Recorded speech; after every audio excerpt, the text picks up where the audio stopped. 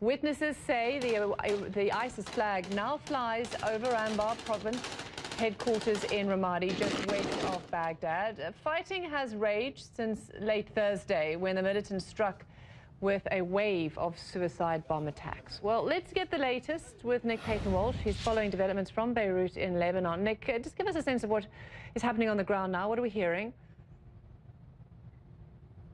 As we understand at the moment, coalition warplanes and Iraqi military helicopters seem to have joined the fight to try and retain as much of the city of Ramadi as the Iraqi government can. Now, this substantial assault began at early hours of the morning with 13, we're told, separate suicide bomb attacks. Now, two of these, seem to have allowed ISIS to sort of pummel away into the city centre, using bulldozers, in fact, to remove some of the concrete walls that have been put in place to block any such bid. Now, they've moved into the city centre, taking the provincial headquarters, you mentioned, a police headquarters too, and also a key mosque there as well.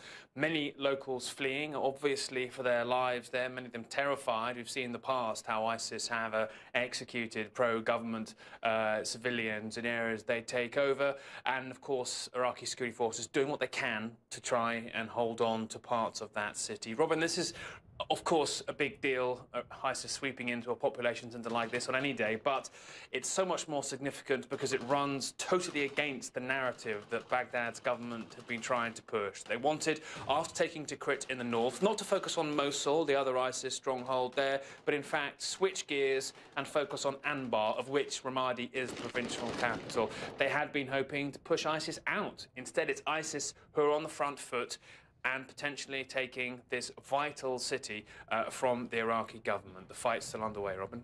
Indeed, the fight's still underway, so this battle could go on for a while.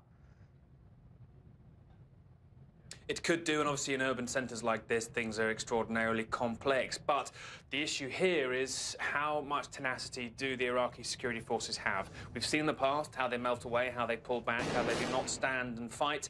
We don't quite know what's happened here, but certainly a swift ISIS advance like this would suggest that either the Iraqi security forces there have lacked the equipment they need to do their job or haven't done it.